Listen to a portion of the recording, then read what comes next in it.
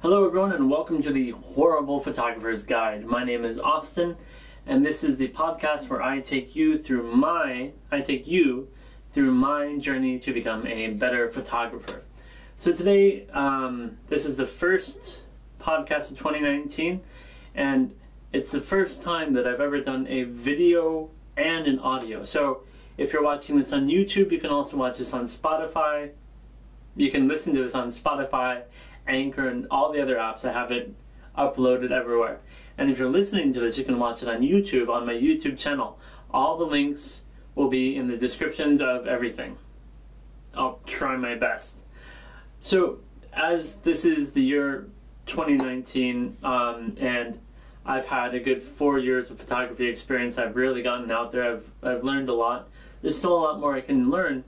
I thought it might be interesting to talk about being a low budget photographer and kind of the things being flexible. So I think I want to start here with my studio. For those of you who are watching, I can put my hand on both of the walls, and if I put my feet up, I have my back against my desk and my feet are touching the wall, and both of my hands are touching either other wall. So this is probably a 4 foot by 5 foot square box, and the ceiling isn't much. The ceiling is probably 7 feet tall, normal 7 feet tall. So there's not a lot of space for me to work with in this area, and so I've really had to be flexible in being a photographer, and it's been the challenge, but it's also been really fun as well, because I don't always take photos inside my studio, but when I do, it's usually here or in my small upstairs kitchen, where I can make a mess and nobody will yell at me. So how is being flexible, how have I been flexible in this office? So in my office, you can't see, but underneath I have all of my camera gear neatly set up. I have tripod stands, and I've got light stands, and a dry box, because it's super dry here in Japan, set up underneath. So everything's kind of organized. And then for product photography, I have a shower bar set up above my desk. Now the reason I have a shower bar set up, a tension bar, it's a bar that you can extend. And the reason I have it is, one, because I need a place to clip on my lights.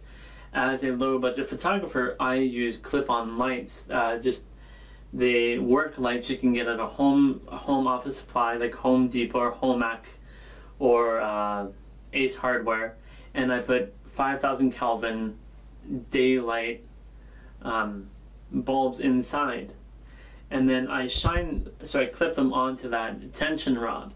Now the tension rod also holds paper. Now that paper is just my background. So I have white paper that's currently set up. So if you're watching this online, you can kind of see the white background being held up by black and red clips that are clipped onto that bar. And this becomes my background for small product photography, where I'm just isolating it on glass, and then you can see the reflection. Another way that I have been really creative with working within a small space is creating a softbox. Now this has been a real challenge for me because only in the last year have I really started playing with lighting. So for those of you who are watching on YouTube, you can see 2 white panels, and those of you who are listening, they're white panels, and all they are is just a simple panel, four maybe centimeter by centimeter wood dowels stapled together. They're stapled, or I don't remember if they're stapled or anything else, but they're just put together, and then I put on white paper, really thin see-through paper. So I live in Japan, so we have the shoji screens, the traditional sliding doors. You see they're all white. That's just rice paper. So that's what these are. I just took the panels and I just put on the rice paper, and it diffuses the light. What that does is it makes it soft light.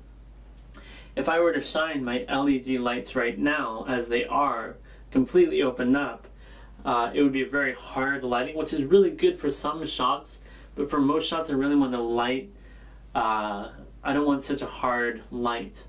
So I diffuse it with these two things, which has turned out really well. Now, another way that I've been really creative and frugal, and some of the things that I've done is the base of where I take the pictures. So on my desk here behind me, it's just a flat desk, probably about, I don't know, a foot in width or so. And when I'm taking photos, if I want to have a soft background, a soft bottom, it's just paper. It's just paper that's clipped on and then draped down over my desk. However, if I want to have a reflective surface without doing a lot of Photoshop, I don't use Photoshop, GIMP shop, I guess, editing, I will use glass. Now, a lot of people will use other materials, but when I put this together, I didn't really have any money. I still don't have a lot in the budget to get plexiglass or anything else, and since I have what I have now, I haven't really needed it. So what I have now, it's just normal plate glass. And where did I get the plate glass? I just found it on the side of the road, to be honest. I just use this when I have plate glass. This is a great way to shoot glass photography. So if I'm taking pictures of actual glasses or wine glasses or something like that, I put it on top, and then underneath the plate glass I can put black paper or blue paper to get a really nice halo, to get that color reflected into the light, into the wine glass or the object that I'm shooting.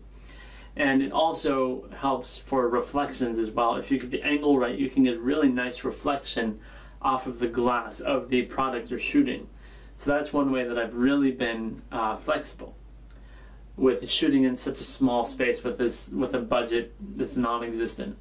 And probably the biggest thing that I have done to stay on a budget and save space while in this small space is the large lighting. So a long time ago I bought some giant soft boxes on Amazon, the cheapest things you can find. They were $50 for 2 soft boxes with 50 watt LED lights and stands. $50. I don't even know the maker. They didn't come marked, so they're super cheap. I use these because when I started photography, of course, you want to take pictures of people. So I had these and I took pictures of people, but I found that it's not something that I really enjoy. So I just had them lying around, and when I started taking product photography, which I fell in love with, I saw a need for them, but they're super huge. I would say, golly, they're just massive. If I were to hold them, I can't hug them how big they are. I can't put my arms around. I guess I could. So what I did is I put another really large shower rod, a tension rod, up on the ceiling. I put it across, and so to save money, what I did is I had a really old broken down laundry rack that was held together. It was just held together with PVC pipe brackets. And so what I did is I took the tension rod and I took it apart, and then I took the laundry hanger that I had, the laundry rack that I had, and I chopped it up into little pieces. I took the very ends and I chopped it off so there's a little T bracket. One part will have the tension rod through it so it can slide back and forth, and the other part is facing down with a screw in it, so I can screw in a piece of wood that I've shaped with a Dremel, and then I can hook that into my softbox, and then I can hang the softbox from my ceiling. And I have to tell you, before, I could not. There was no way I could sit in my office and have lights on while at the same time having the camera. I would have to have the lights in, and I would have to be super crammed in. I could not have a chair like I do right now. And I tell you what, it's been amazing. I've just put these up within the last couple weeks, and even with this system the way it is, the tension rods everywhere, hanging the lights from the ceiling and being able to move them back and forth, it has been a lifesaver. So if you have the same situation at your studio or house or apartment, if you can find tension rods at a $1 shop, that's where I got almost everything that I have in for photography that isn't a tripod or a softbox was bought at the local hardware store, or was bought at the 100 yen shop. I live in Japan, 100 yen shop, or the $1 shop. It's amazing the things you can find. So even though, and I don't have the best cameras on the face of the earth, but even though all of that, I don't have the best cameras and I don't have any money, I was able to find ways around that. So if you're in the same situation as me, you need to be creative, think outside the box. And I guarantee you will find some amazing, amazing solutions to your problems. And even, so for me, like I said, I shoot here in my studio, and the studio is actually a closet in my bedroom. So when I'm shooting here, I shoot here when I can. And then when everyone's asleep, and my wife sleeps in the same bedroom as me, so when she's sleeping in the studio, I can't use here because I'll wake her up. So I go into the kitchen where I have another softbox and a tension rod set up with the same system. The T-bracket sliding back and forth, held on with wood, and hopefully it will never fall. But that gives me an opportunity to be able to take photos in another spot and do different things. So over there I can cook food, I can make food photographs that here I can't do. Here in my little studio I can shoot cups, I can shoot anything, little Blair's death sauce rings, or anything. But over there, that's when I can that's where I can also be creative with food, and I can cook blueberry pancakes with orange slices and a pink lemonade or something to really be colorful. And actually I've done that a couple times already. I took some pictures of some granola apple oatmeal that I cut up the apple. Here, even look, for those of you watching, I have a yellow apple in front of me.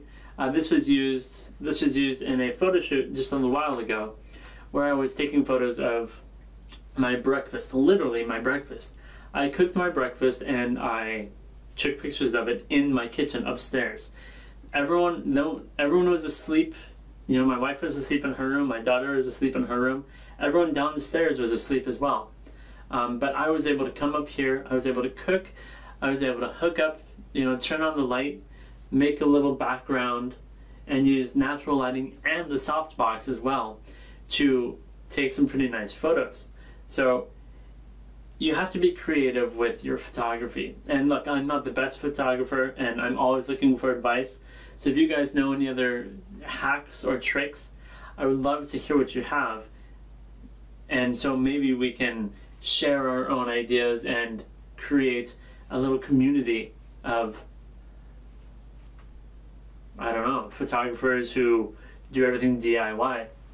So I just wanted to share a little bit about being creative and some of the hacks I've done for my own little studios, and to share them with you. So if you need any ideas, or you need something, you have no space like I do, in 2019 maybe it's possible that you can go out and you can create your own stuff. And if you're thinking, well, I don't even have a microphone, I don't have tripods, look, go to a used store. I still have my first tripod here. I have two tripods. Actually, I have three 2 of my tripods are used, completely used. The one I'm shooting on right now is a SLIK Slick, I think, and it's secondhand. That was for my wife. She got it for university and she never used it. The other one was like $2. I bought it at a secondhand shop. For some reason, the secondhand shops around here have these really crummy tripods that are aluminum and they're just horrible quality, but I use those forever. And even the microphone that I'm using right now, it's not the best quality. It's a Panasonic, $2 Panasonic thing that I got for recording my students' speeches, and you know what? It does the job. It's not the best, but it will do. And that's how you got to start. You know, I've only been doing photography for 4 years, and I love it, and that's why I want to grow with you, and I hope to create a community and connect with everyone, and you know, help everyone take better pictures, because that's what I want to do. So even though you have to start on the low level, you can go from there and build up. And so I hope that this little podcast, blog-ish video is helpful for you. And if you guys liked it, or if you have any comments, I would love to hear what you have to say. So leave a comment wherever you can. Hit me up, DM me. You can find me on all social media, just like a Lance Sensei, and you'll be able to find LANTZ Sensei, and you'll find something of mine.